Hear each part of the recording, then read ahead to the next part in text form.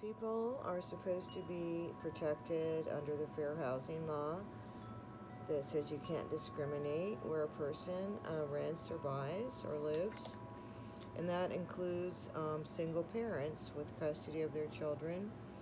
And it's called marital status, I believe.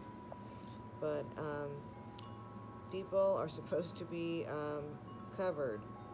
And appears gang stalkers run people out secretly and violate the discrimination law by doing it with manipulation, subtly, and not really that subtle, what I experienced, but it appears they run people out and discriminate against them for their marital status. And as that is what happened many years ago. And I wanted to explain the story about how I bought a house. Well, I bought my first property when I was 28, so I bought my fourth property in 2005. I'm sober and AA since February 9th, 1985, an over honest, very good person. I worked hard as a very good real estate lady, single mother, and the suburbs. I built up a business, and in 2000, um, I started updating the two-story family home with the plans to sell it someday, to buy another house in the same area. And I'd always planned to move up from the two-story tract home we had. And I was legally separated like a divorce January 2000, filed in the court. And in January, or not January, but 2000, I did exterior paint, new garage doors with plans to sell the house. Then a year or two later, I put on a new tile roof, put in tile floors, and knew someday I was going to sell the house and buy another house in the same area.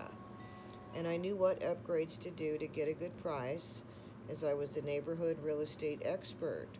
I sold 10 homes in our neighborhood, and I was, as I said, a single mom, real estate lady. I made a good living. I paid the bills alone as a single mother without child support or alimony. As I said, my ex and I were split up January 2000. He moved out then, and it was a legal separation like a divorce. So I spent my money I made selling homes to update the house, knowing I was going to sell it and buy another house. So the point is, it was very planned out. 2001, my mother told me she wanted to live with my daughters and I someday at that time, and I told her I would sell the two-story because all the bedrooms were upstairs, and buy a house with a bedroom, bath down, or a one-story for her to live with us. So in 2001, I started searching the multiple listing service every day for a house with my buyer's criteria, and I decided I wanted a one-story clay tile roof or bedroom, bath down, and a house with a spiritual ambiance, like with large trees. It felt woodsy and spiritual, being I'm a long-time sober AA lady. I wanted a house that had serenity and a spiritual ambiance and the right floor plan for my family. So I searched for a house every day with my buyer's criteria on the MLS for 4 years before I bought a house. And I wrote 5 offers on other houses before I bought a house in '05. And so I worked very hard to accomplish this move of selling and buying, and it all went very well. And gang stalkers committed hate crimes against us, ran us out of the house, and I feel it's because I was a single mother and a divorced single mom, and that is how it seems, and that is what, well, that is what my psychic readings say too. Well, that's what I experienced. As there's nothing to hate about me. I'm an overnice person. And here I was doing everything right that I could and just being the best person I could be, selling homes, minding my own, taking care of my kids, paying the bills alone, and updating the two-story, knowing someday I'd sell it. And I did something to the two-story like every couple years Exterior paint, garage doors, year or two later roof, year or two later tile floors downstairs, landscaping myself, knowing someday I'm going to sell it and buy another house in the same area for my family and for my mother to live with us, and she never got to. So I just want to make a point. It was a lot of hard work that went into this. And in 2004, I decided I'm going to refinance it, take 20,000 out to do neutral carpet and paint, to list it, sell it, to buy another house.